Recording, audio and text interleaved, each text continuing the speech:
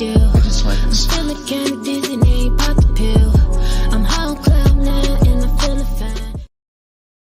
The views and opinions expressed on Think and Grow with Vette Green does not reflect the views of Charm City Direct TV Network. Some language, videos, and content may not be suitable for young viewers. Viewer discretion is advised.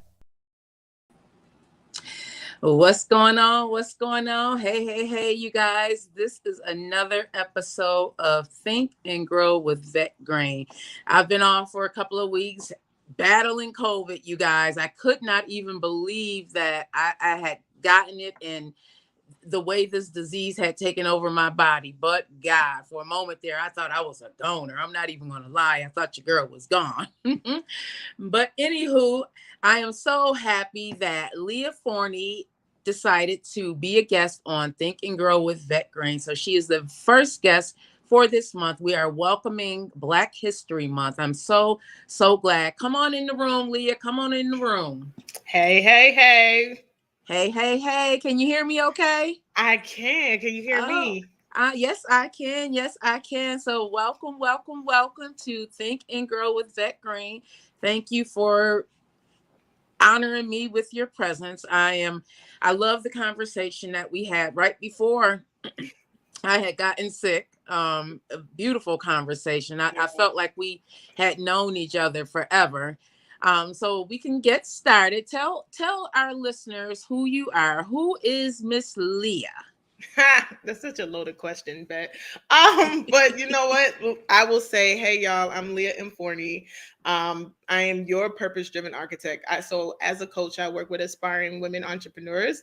I helped them to get unstuck. I help them to discover those barriers that keep them from walking in their God-given purpose. I'm also a 7-time published author. I'm a podcast host myself of the internationally streamed show, Hey Queen Thrive. I am a native of Queens, New York. So shout out to all my New York listeners, but I currently reside in the DMV area. Professionally, though, I work in the mental health arena. I've been in the field almost 10 years now. So I have my master's in marriage and family therapy, soon to be licensed very soon. In a matter of 30 days, I will officially be licensed as a therapist. And so that's just a little bit about me. Thank you. Congratulations. That is not something that comes easy, Leah. So you are an author, a coach, and you work in the mental health arena. Yeah. Crown on, Queen. Crown Thank on. you. That is all of those jobs come with a lot. Whew. Come with a lot. Mm-hmm. And talking to you, your life has not been easy, but you decided to be unapologetically you. Yeah. You decided to overcome everything that was thrown at you and was like, you know what? I am not going to wear this victim mentality. I'm not going to take this victim mentality. Yes, all of these things have been done to me, but that does not define who I am, which I love during our conversation. Yeah. So one of the things that we talked about is in 2020, God told you to shift. Talk about that. Man, listen. So, how much time we got, girl? So, we got as much time as you need. So, yeah, when the pandemic hit, there was this overwhelming sense of like pressure to produce, right? Everybody was talking about, oh, if you don't do nothing with this downtime, you lazy, all of this stuff, right?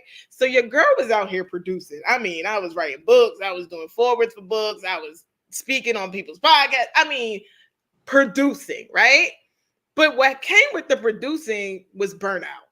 Nobody ever told you about that part. Nobody said that you was going to burn out, right?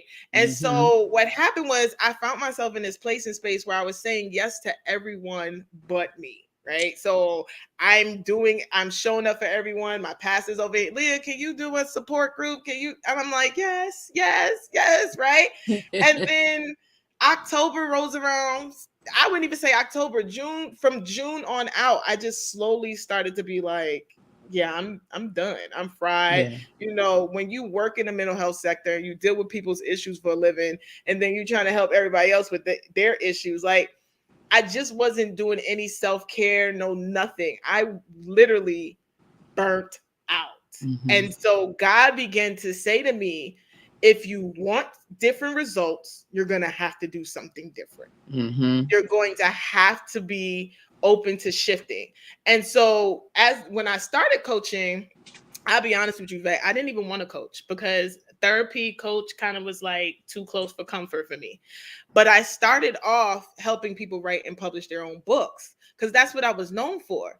And my pastor said to me, know that there's more to you than just a writer. Like, you need to discover the more that's in you, because yes, you write these books and they're amazing, but don't get stuck in that. So I was like, all right, God, well, what am I supposed to shift and do? Like, because I honestly, helping people write and publish books was cool, but it wasn't fulfilling me. Mm-hmm. It was just it was kind of like I was doing it because that's what I was known to do. So he took me on a journey of healing. And when he took me on the journey, the thing that God said to me is, you cannot help anybody else through their process until you're first a partaker of your own process. Yeah. So 2021, I went on this journey to heal the little girl within. And baby, we're talking about the journey. The journey. You talk about Sis. Some journey's no joke. Listen, some deep inner work, some really peeling back the layers on some things, some having some really difficult conversations. The start of 2021, guys told me it was the year of hard conversations, and he ain't lying. I mean, I had to have some conversations with family members, with friends, that I never even had. I mean, we talking about 30-something plus years of bottled up feelings, right? And emotions that God was like, nope, we snatching this whole Band-Aid off. You just about to bleed out. It's okay. You're going to be all right. Yeah. And so that's where the shift happened. And so as I went on my journey, as I was a partaker in my own process, as I did the work to become who I am today, God then began to give me the clarity about what he really was calling me to do. And what he was really calling me to do was to help other women like me who want to be bosses, want to start a business, want to start a ministry, want to step out on faith, but they got some foundational cracks. They got some cracks in their foundation. They got some things that just wasn't laid right and should have been laid right that now they got to undo, right? Mm-hmm. And get healed from, so that not only when you stand out there on these platforms that he's going to give you, you're whole and complete as a person, but then your business foundation is whole and complete. Because I'll be honest, your girl was operating on janky ground. I was out here. So was I, Leah. So was I, and didn't even know it. Listen, I thought it was normal. Hello, I was out here, right? And God just kept saying foundation. And I'm like, what are we talking about? Foundation. And what he did was he showed me through the layering of a foundation for a house. He connected that same concept to what it's like emotionally. And he was just like, yeah, when that foundation, when that childhood ain't right, when you got that childhood trauma, when you got all these things that was supposed to make it solid for you, not right. Yeah, how you gonna operate? You gonna operate janky because you don't know no better. So that's where the shift came. Many people don't realize that a lot of what we are dealing with as adults is a direct reflection of what we were unable to deal with or encountered as children. Mm-hmm. So that's where that shaky foundation comes from. Yeah. And that's why I'm such a proponent of self-care and just getting the help. Yeah. Personal development. We have to unlearn what we've learned, especially if it's no longer serving us. And a lot of people that I encounter, by me going on my own journey, I can see that little child inside of them that's still hurting. Mm-hmm. You can see it, and you can see that because this little child is still hurting, that's where their unhappiness is coming from. Yes, ma'am. Do you find that in your coaching that a lot of people are unwilling to accept that they have to heal? They think that, it's not something that is real, the healing portion from the past? No, you know what? I find that the women that I work with, they're ready. They just don't know what to do. They don't know what that first step is. And so what I tell them is really the first step is showing up, accepting it, being aware of it. I had to recognize that the adult version of Leah was still dealing with the little girl Leah. and she had been silenced her entire existence. And really, I'll be honest, the way that came about was I found myself having these very intense, explosive conversations. Like my emotions were extremely explosive. And one of my girlfriends pointed it out, and she was like, girl, like, why you be getting set off by the littlest things? And I kept saying, okay, God, what is this? Like, what is going on? And what he showed me was that I needed to finally acknowledge the little girl in me and to give her a voice. Because when I gave her a voice, then the adult version of me got the voice. And so in doing that, I had to really apologize to her for, one, not acknowledging her, but then two, allowing her to go all this time with no voice.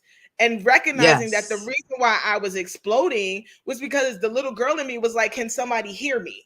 Like, hello, it was one of those moments. And then really doing that work around my triggers to realize that what really was setting me off was I didn't feel heard. I didn't feel seen. I didn't feel validated, which all stemmed back from that little girl who was saying, hello, for 30 some years, you have not heard me, seen me, or validated me. And so I had to do that. And so what I do now as a coach is I help these women to do that work. Because ain't no sense in trying to start no business if you ain't ready to show up as the boss that you are. Ain't no sense in starting no ministry if you're going to still walk around trying to fake it till you make it. Nah, you're going to have to do that work, sis. You're going to have to do that work, and we're going to do that work together. So that way you show up unapologetically you show up in the most transparent form of you. You show up being your best version of yourself. It's time out for us saying things like, oh, I'm living my best life. Are you really, sis? Are you really, bro? Right. Because that sounds good. Who are you showing up as your best? Who is that person? Is it the hurt that's showing up? Is it your situation that's showing up? Or are you your true self showing up? Many times it's not our true selves that's showing up because we're still hurting. That little girl, I was just talking to my little self earlier today, Booby. I tap into her and talk to her a lot because she's gone through a lot. And I had to, as you said, acknowledge that and forgive as well. Forgive myself for allowing things. And that's a part of taking your power back when you do that. A lot of people don't realize that when you stop using that victim mentality, when you actually say, you know what? Yeah, this happened to me. It felt horrible. Yeah. But I was able to overcome it. It's something powerful that happens when you do that. Something very powerful. Listen, and it's the start of changing your narrative. Because what God showed me was that he literally said to me, how long are you going to keep rehearsing that story? Because you've been saying it. Yeah. You've been rehearsing it. You know that story inside, outwards, backwards. Like, you know it, right? Yeah. And it's the story that has you stuck. So stop talking to me about, God, I'm desiring more. God, I want this. God, and God's like, yeah, but you keep rehearsing this narrative that keeps you stuck. And when I really took a look at that, Vette, the thing that stood out the most was that when you come from a place of trauma, you live your life waiting for the other shoe to drop. And the reality is the other shoe don't never drop. So you have told yourself, oh, this is as good as it's going to get. Ain't nothing going to change. This is my life. And what God challenged me was, what if you woke up every day and started to expect my best? What if you did it? And I literally made a choice. I said, you know what, God, you're right. And from that moment, every day, a part of my prayer, I said, God, I'm expecting your best today. I don't know how it's going to come. I don't know who it's going to come through, but I just know it's going to come.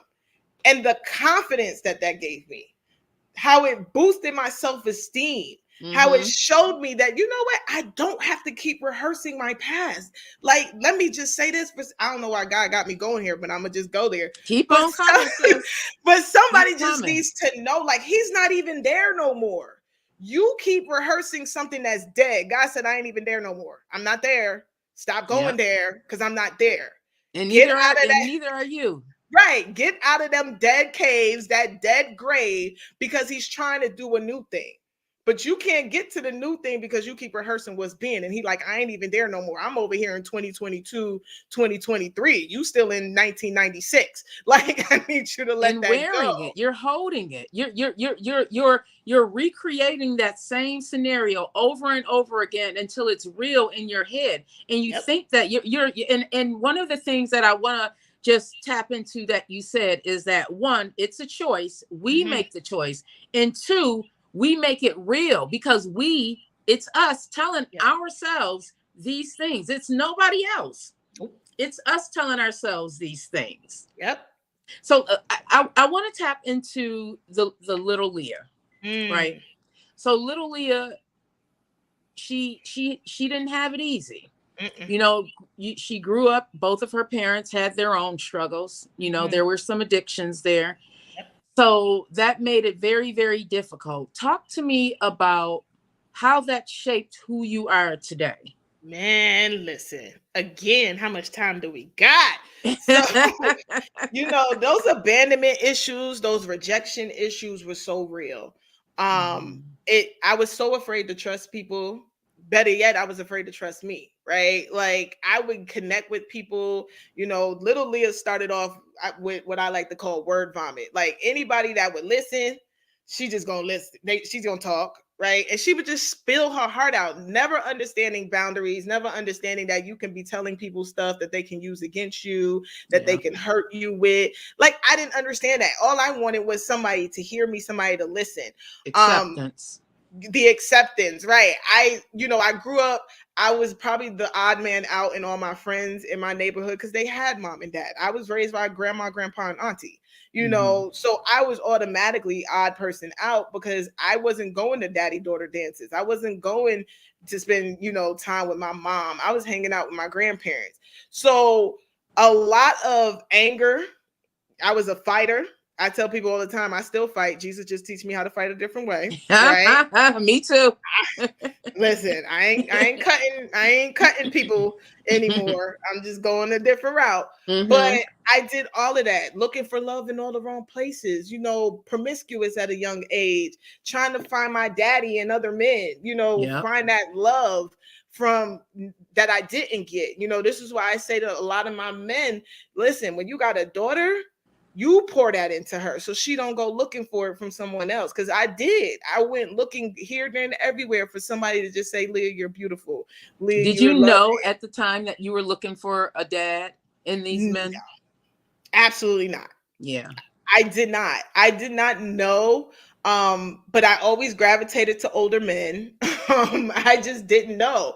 It wasn't until I was in therapy doing my own work and realizing like, oh, wait, I do got daddy issues. Daddy issues is real. I even tell people, my dad was the first man to ever gaslight me. My father was the type of man, threw money at everything. He didn't emotionally connect with you, but here's a couple $100, go do what you do, and that was who he was. And so I dated a lot of men like that. But here's what I learned. When you're dating somebody that will finance you, you're going to have to turn a blind eye to some things. So my dad was the guy that was like, here, I'm paying for this, but don't come talk to me about my alcoholism. Don't talk to me about me dating this woman, that woman, this here and that. Don't talk to me about what I'm out here in these streets doing, because I'm basically paying you to shut up. Yeah. And I didn't realize that until I started looking at the patterns of relationships that I were having. And I'm like, oh, wait, he like my dad and that person like my dad and that person. And one day, God said, your dad used to gaslight you. And I was like, let me Google gaslighting, and I started looking up all these different signs again. And I was like, OMG, my father was the first man to ever gaslight me. So it was normal to me. It's like a light bulb that goes off. Right. Because it was normal that this type of behavior that I had accepted from men was normal because I saw it in my dad. Yeah. I just didn't know it was toxic and that I shouldn't have been dealing with it. Yeah. And then going and dating these guys that were similar to your dad, it was you recreating that same trauma. It's amazing to me, Leah, that our minds are set up like that we will continue to recreate. We will go out and search for these things to make it real, because we keep telling ourselves this is real, this is real, this is real, and this is the only thing that I'm ever going to have in my life. And we validate that in our heads by recreating and looking for these things in people, places, things, drugs. You know, we will continue to do that. I was just reading a book. I can't even remember the name of horrible, but I'm actually listening to it on Audible, and he talks about, you know, unlearning yourself, like leaving your past behind. Yeah. Because what we do is we'll bring our past with us from journey to journey to journey. And then we're wondering, why is this not working? Well, what is it that you brought along with you that wasn't working back there? Why are you bringing it along with you and expecting it to work right now? It's amazing to me. So we also talked about writing. For both of us, writing is very, very therapeutic, and writing led you to the healing process with your very first book, Unapologetically Me. So talk to us about what you were dealing with and what prompted you to, or led you to write Unapologetically Me. Yeah. So listen, I was a writer as a kid. It was only one or two things I was going to do. I was either fighting or I was writing. Did I know I was going to be an author? Nope. I just needed a way of escape. And so writing was that way of escape. So it started with me just penning stories about my parents, creating that fantasy world, because I didn't want to be able to say to my friends, oh, my mom's a drug addict, my daddy's an alcoholic, and he's incarcerated. So I created fake stories. People would ask me about my dad. I'm like, oh, he's a CIA agent. You know, he's on some top secret mission. So I didn't know that writing was going to ultimately lead me to an author until about 2015, 2016. God said to me, there's a book in you. And I'm like, and who? There's a book, right? Like, he'll give it to you just like that. Right. And I was like, okay. But he just kept saying it to me. So then one day I was like, all right, God, if there's a book in me, what am I supposed to write about? And he was like, your life. And I'm like, I ain't got that much life to live. I ain't lived that long. You know what I mean? Like, I'm probably early in my 20s at this time. I'm like, I ain't lived that long, sir. What we writing about? So he laid it on my heart to write about my tumultuous relationship with my mom. Unapologetically Me is that story. I went on this journey really realizing that I had a love-hate relationship with my mother. So I loved her because she gave me life. She was my mom. And as the little girl in me saw her as this amazing person, but I hated who she had become. And I hated that she chose drugs over me. And so in the book, I talk about this internal battle that really God shined a light on back when I moved her into my house. So at the time that I wrote the book, I was living in North Carolina, and God would basically sent me to go to New York and pick up my mom. I got a phone call randomly, and basically it was a hospital that was like, listen, if you don't come get your mom, she's gonna be dead. And so the little girl in me is like, oh my God, my mommy, I gotta go get her. I gotta go rescue her, right? And so I went and I rescued her. And literally for 1 year, that it was like God was holding up a mirror and he was showing me, like, if you don't deal with these issues, you're not that far away from becoming like your mom. Yeah. And I didn't realize that I had harbored this resentment for my mom until she was in my presence, because it was easy for me to love her from a distance. It was easy to be like, oh, okay, mom, when she called me every 3 months telling me she was going to die or something, it was like, oh, okay, yeah, you know, I love you. It was easy to detach because I wasn't seeing her. But when I had to see her every day, and she was in my house every day, and now I got to be to her when she was never to me, I got to basically parent my mom, the same person that didn't parent me. Oh yeah, the emotions was real. And I didn't realize that I had harbored this resentment, that I deep down inside was like, yo, I hate this chick. Like, why is she here? And this is my mom. This is my mom. Right. Like, it was a feeling of, can you go, please? Like, but in that year, what God did that was so amazing was he freed me. I got an opportunity to have a conversation with my mom and ask her why. Because for a long time, that little girl felt like it was her fault that her parents had left, that her parents lived that life. Which is normal. Right. And I blamed myself. And in that moment, my mom said to me, I was molested, and so I turned to drugs. And it was like something broke in that moment. And I remember crying and telling my mother, because by this time I had went through my own rape. And she said to me, "Oh my God, I always wanted to protect my daughters." And I said, "Well, Ma, how could you protect me when nobody was there to protect you? Like, you don't even know what protection feels like." And in that conversation, God showed me just that quick. It was never about you. Your mom had her own struggles, her own demons, her own stuff. So I pinned that story because I wanted other women to know, like, one, it's so okay if you have this tumultuous relationship with your mother. It's okay if it's not the greatest, if you find yourself in this internal battle of like, I love her but I can't stand her all at the same time. Like, those feelings are so okay. But I also wanted other people to know that, like, you're not by yourself, because the thing about the devil is he will love to make you believe that it's just you. Yes. And when I wrote that book and I released that book, I had so many women that was like, "Girl, you wrote my life. Like, I thought it was just me." And it was like, "Nah, sis, it's not just you. Like, I have the same issue." A lot of us think that we're all alone in this. When I went out on this journey, I thought I was on this journey and I was the only one on the road. I've met so many people as I'm going by on the road, so many people that's realizing that a lot of the way that we act and we show up for the world is based on our trauma. And unless you are willing and make the choice to begin the healing process, you're going to die feeling the way you feel right now. That if it's unhappy, that's exactly how you're going to die, because it hurts to unpack that stuff, because you go through a lot of emotions. You really do. And there's a lot of things that you don't realize beginning in the process. You don't realize, well, I'm a little short with people because I had to deal with this, or I'm angry all the time because I've had to deal with this. And, these negative feelings that I have is based on, what I had to deal with. And you learn all of that. I think it's so powerful that unpacking all of those emotions and all of that hurt, even though you don't want to feel it. Many of us numb ourselves with different drugs and vices because we don't want to feel it, but feeling it and getting over it. It will definitely change your life. It totally will change your life.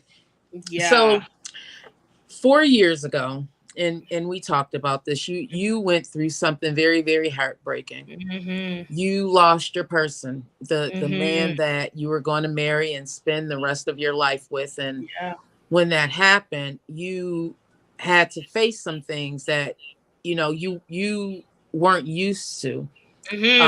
There was some we talked about suicide, and that feeling of hurt, and that feeling of what now. Talk about that. Talk about what you were going through at that time, because that's something that, and you're young. You just had a birthday. Turned 35 years old, so you were even younger at that time. Even at 46, I can't imagine losing someone that I was going to marry or married, or someone that I had fallen in love with. It's definitely heartbreaking. So talk to us about what you were going through. And so when Joseph passed away, he passed away the day after Mother's Day in 2018. Totally unexpected. And my whole world crashed. This is somebody I spent 2.5 years with. This is somebody I planned my life with. The day before he died, we were outside laughing about me finally getting him to agree to do a destination wedding, and life was good, and then the next morning it wasn't. He was dead on the bathroom floor, and it was the most surreal, like, you ever remember the Twilight Zone? It felt very Twilight Zone-ish. It was just like, this is not happening. This is not my life. Whose life is this? It felt like I had an outer body experience. It was like, whose life did I just swap with overnight? The crazy thing is, and I tell people what's so beautiful about our love story, is that he waited for me before he took his last breath. So he was found on the bathroom floor by his sister. And she came and got me because I was still asleep. So this all happened. And this is when I say God is so amazing in how he protects you. Because I think if I was wide awake when this happened, I'd have totally freaked out. But he had me in such a peaceful rest that I didn't notice the chaos. And so when she came and got me, his heart was still faint. His breathing was still faint. So he was still there. And in that moment, I just laid my hands on him and I said, babe, if you gotta go ahead and go. And I don't even think I even thought that in the like it just came out. And so literally I ended up calling like his best friend. And within 5 minutes, the EMT was like, he's gone. And then it hit. And what was so crazy was that I was perfectly fine as long as his body was in the house. The minute they rolled his body out, I lost it. It was like almost like reality just set in. It made it real. It made it so real. And so I went on this grief journey. And he actually was the first of 4 other people that passed in 1 year. And I was just like, God, why? Why do you got me going through this? And I tell you no lie that I was so angry with God. I was so angry with God. I had uprooted my life. I moved. And I was just like pissed, like absolutely pissed. Like, why me? Right. And I went to church in my new city and my pastor said to me, he knows you mad at him, right? Just tell him. And I never even thought that me and God had that kind of relationship where I could just be that honest. Religion will make you believe like you got to come to him a certain way. And perfect. Right. God ain't looking at that. Right. He just cares about the matters of your heart. And I remember just letting out this gut-wrenching scream and I was like, I'm so angry at you. Like, why would you do this to me? And from that moment, he took me on this journey of grief. And I learned so much about myself. But before I could learn anything about myself, I ended up in a very dark space. I was battling with depression. I was suicidal. I mean, it got so intense that my prayer every day was, God, just take me. We're going to talk more about this. I believe we have to go on break. I don't know why my chat's not working. So Edith, if we need to go on break, go ahead. We can. Leah, I appreciate you being here. Welcome. I really do. And talking about those hard things. A lot of people aren't willing to open up and speak their truth and talk about what they've gone through. So thank you. Edith, do we need to go on break? My chat's not working. This is your bro, K-Life. I've been here, man, at My Spot Barbershop, 2016 Bel Air Road, over 20 years, bro, and I'm still kicking. Come up here, man. I put the sights up on you, and I'm definitely never hard to find. You can reach me at 410-878-5033. Get at me, man, and I guarantee you I put in work. Peace.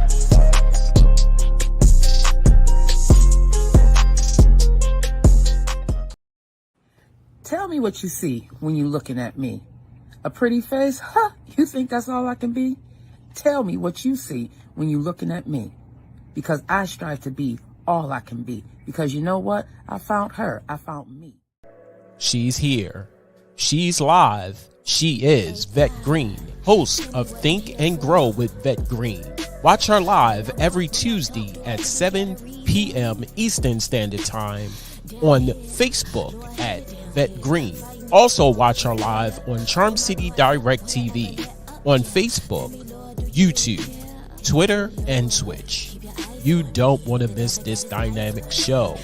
A show of encouragement, inspiration, motivation, and so much more. So get ready for Think and Grow with Vette Green.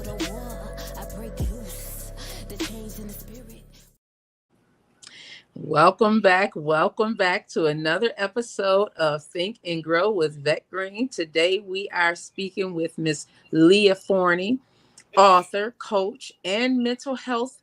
She's about to have her you're about to be certified? Licensed. But God. Listen. And going through what you've gone through, you've still been able to accomplish so much in your life.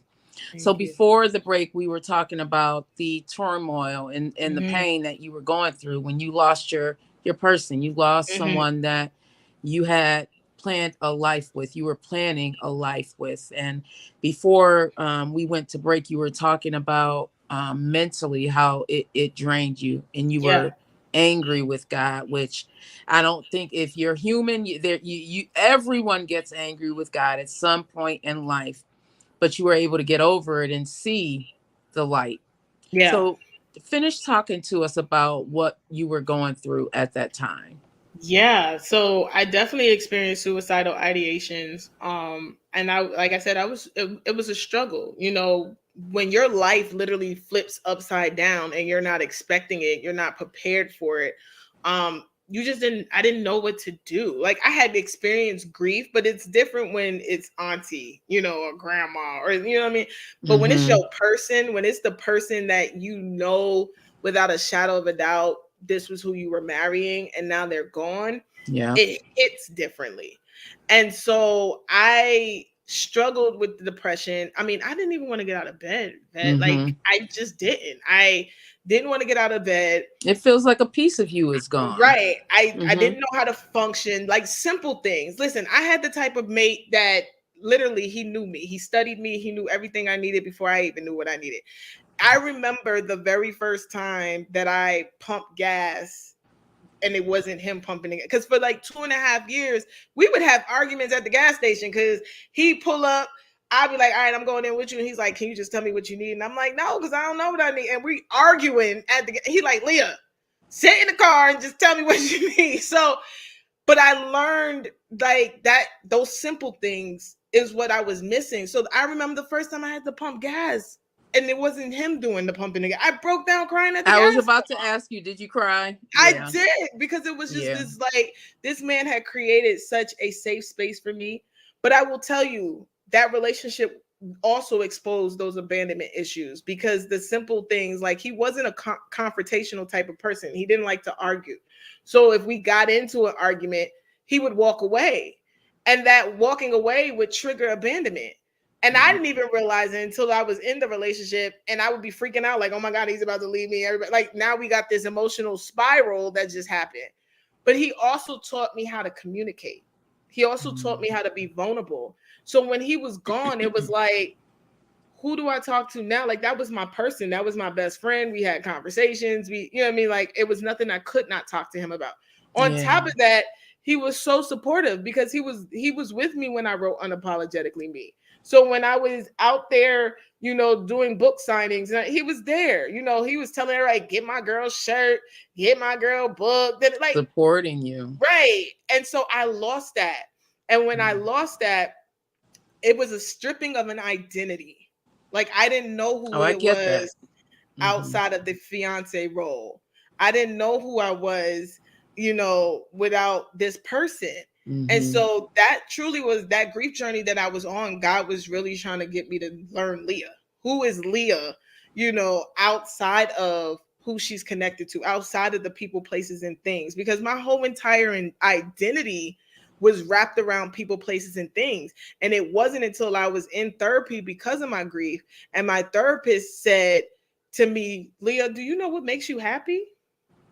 And I'm sitting here like, boo-hoo crying, because I couldn't answer, because my happiness, my identity, everything about me was wrapped up in people, places, and things. Yeah. And so that was a part of my healing journey. God was like, no, I need you to discover Leah and what she wants and what she desires and what what makes Leah happy.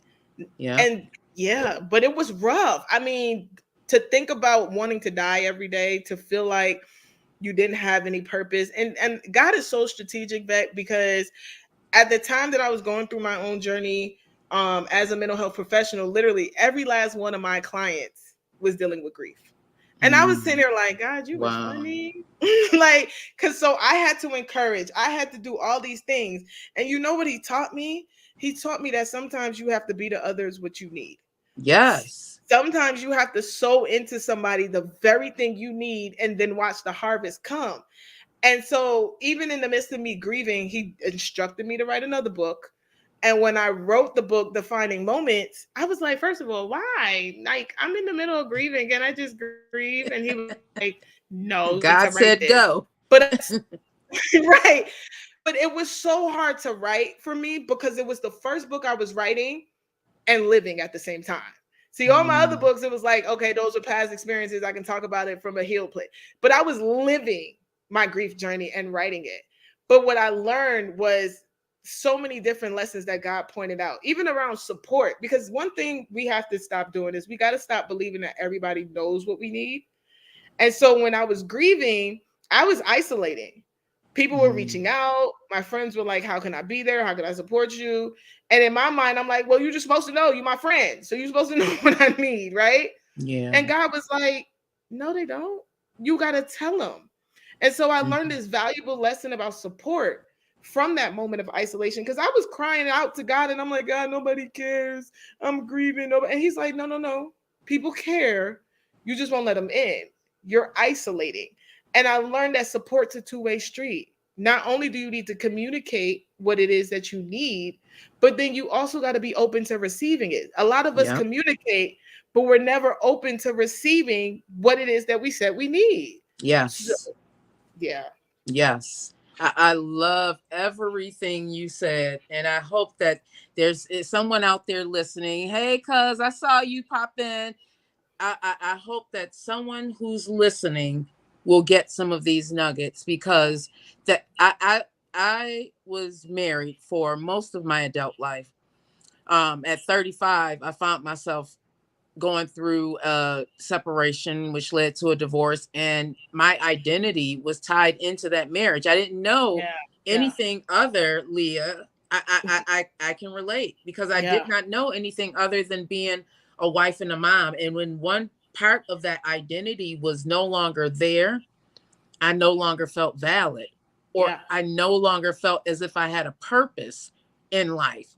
My kids were growing up, and because I was not in a good place, I felt like I didn't add value to their lives. So I know how that feels. And it's very, very tough to first acknowledge that you do have an identity, because we're so tied up in that other identity, but we have our own separate identity. This is one of the reasons why I'm not a proponent of getting into a relationship really, really early. I'm just not, I to each his own. And I wish, everybody's not me, but I do believe that you need to find out who you are first before, and how to love yourself first before you can try and provide that to anybody else. Absolutely. So before we close, let's talk about what's going on in the news. So Miss Riri is pregnant. I saw that today.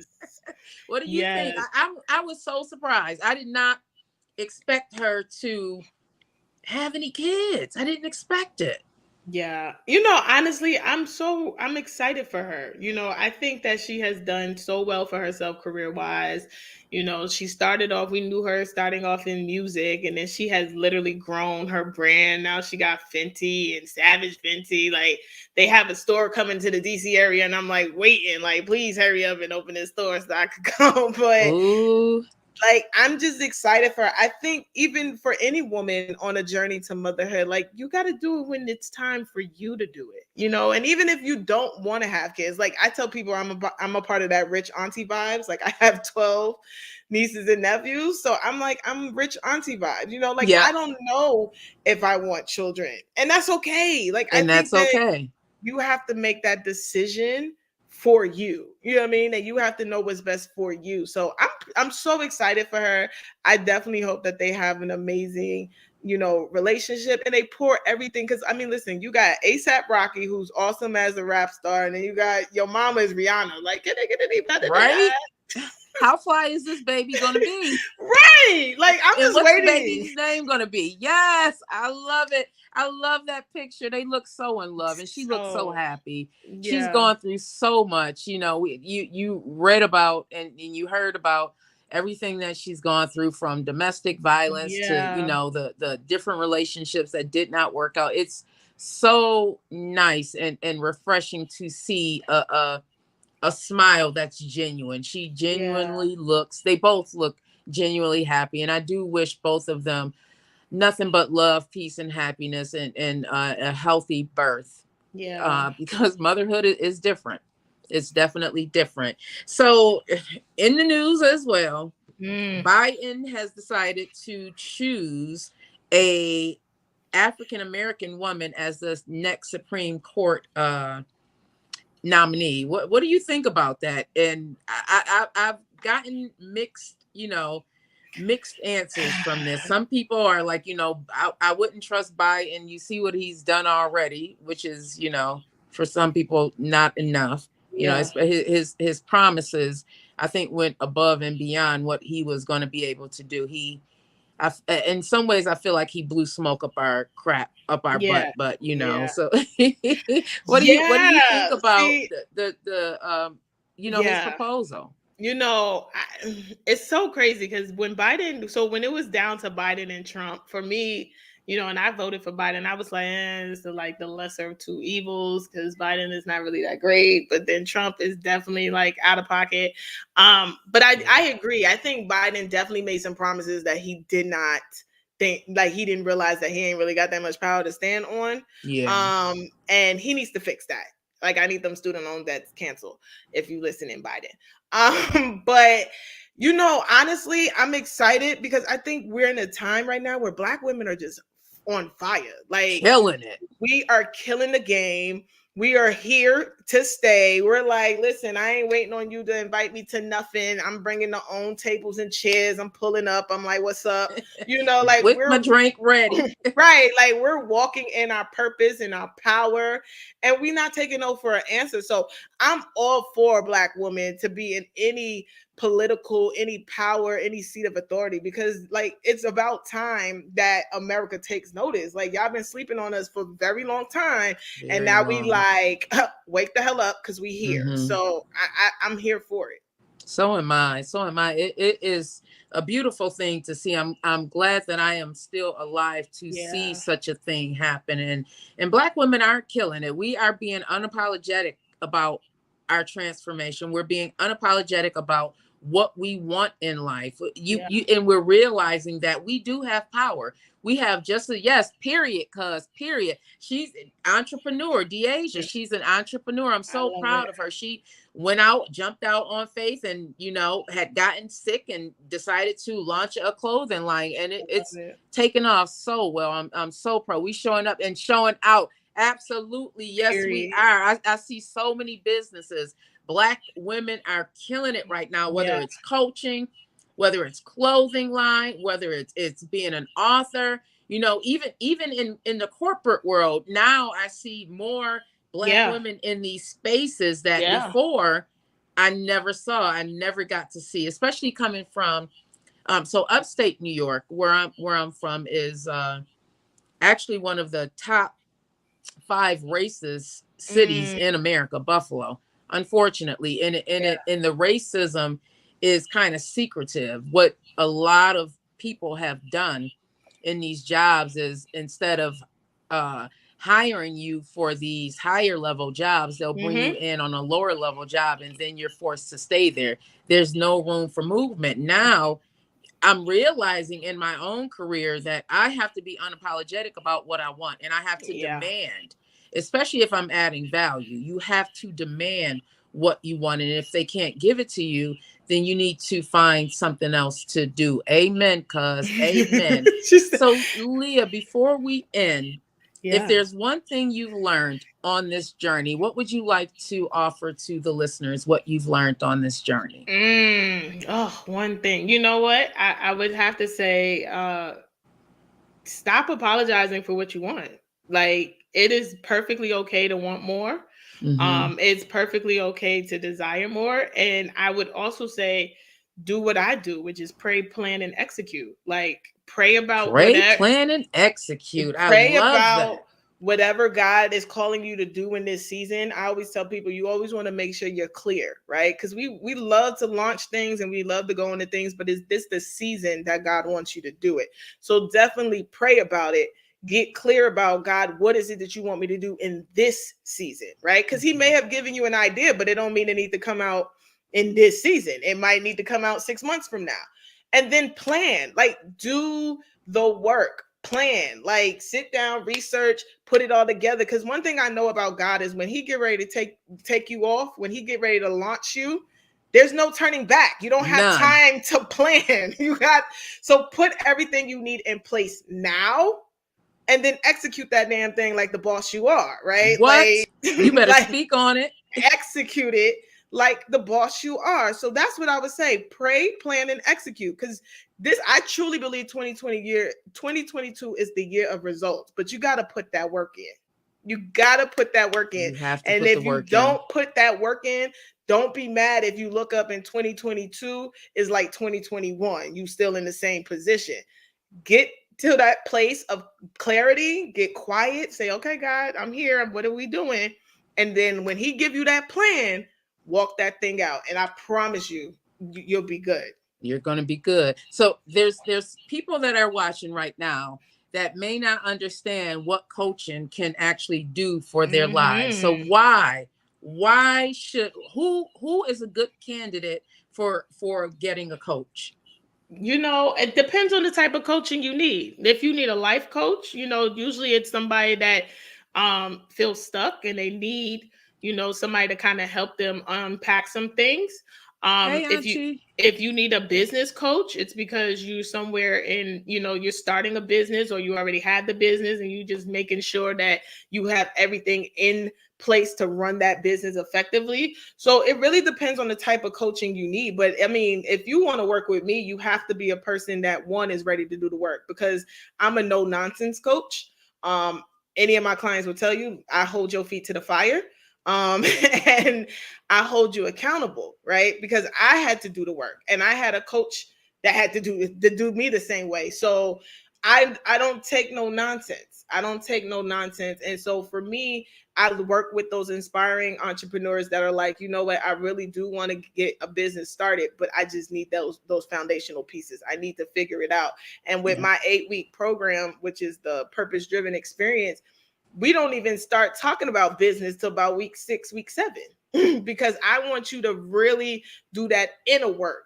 Let's talk about those fears. Let's talk about those doubts. Let's talk about those things that got you stuck, right? Let's put a plan in place so that we move forward.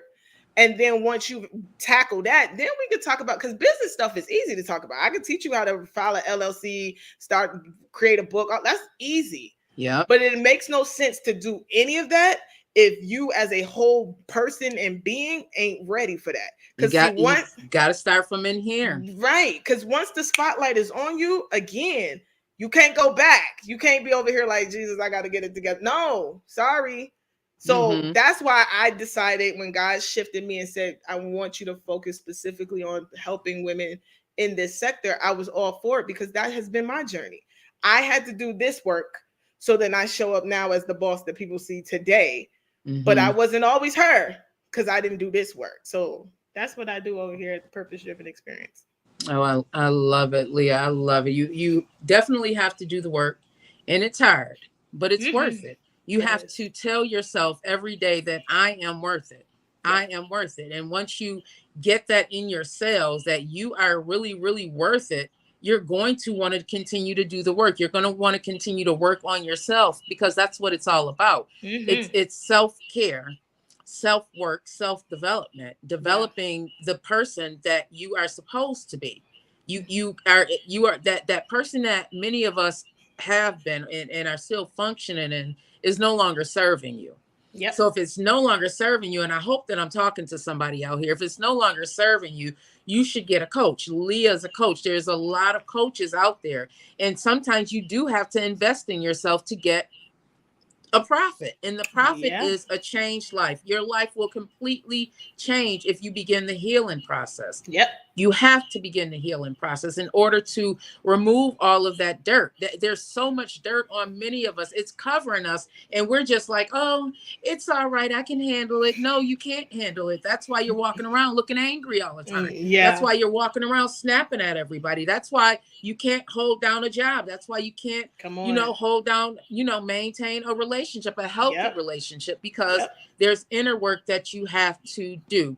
So, Leah, what would you like to leave our guests, our listeners with? What's one nugget. You've dropped so many nuggets, and I hope that they tap in. Make sure you guys tap into her on social media. She's on Facebook, she's on Instagram, she's on LinkedIn. Tap in, especially if you're looking for a coach. Leah Forney, there you go. What's one additional nugget that you would like to leave with our listeners? And thank you, Auntie. I love you.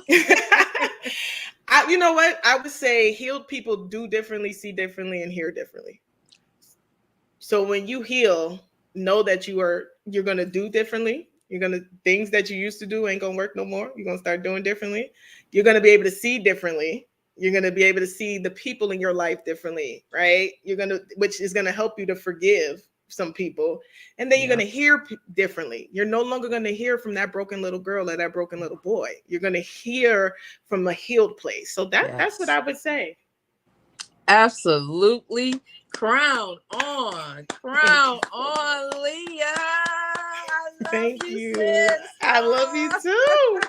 Thank you so much for going on the journey, because you know it wasn't for you. No. It was somebody out there listening right now. And thank you for continuing to go on the journey. Thank you for continuing to heal little Leah and be unapologetic about who you are. I see you out there. I see you posting. I see you out there, sis. And I just want to say congratulations, because you have overcame, and you are definitely a true testimony of what it means when you decide to not live as a victim anymore. You have overcame so much, and you are a living witness that it's possible. It's possible. So no matter what it is that you have gone through, no matter what it looks like right now, I say this all the time, do not show up as your situation. Do not show up as the things that you have gone through, because it's no longer serving you. It is 2022. This year, I truly believe that many people are going to see such a drastic transformation in their life if they're willing to do the work. Yes. If they're willing to do the work. Well, thank you everybody for joining another episode of Think and Grow with Vette Green. Thank you to my special guest, Miss Leah. Check her out, you guys. Don't miss out. I'm telling you, if you have watched this episode, it was for a reason. God does not make mistakes. God don't make no mistakes. Don't sleep on yourself. Stop sleeping on yourself. Thank you, E Digger. I got the best producer. Have a good night, everybody. Love you. Thank you, Auntie. What's going on, you guys? Thank you so much for joining me on Think and Grow with Vette Green. I hope you enjoyed what you heard today, and I hope that you come on back. Go ahead and follow me on YouTube at Think and Grow with Vette Green, Instagram, Vette Green, and of course, Facebook, Vette Green. Come back, tell somebody about this podcast. They may need what you got today. Come on back. Make sure you subscribe.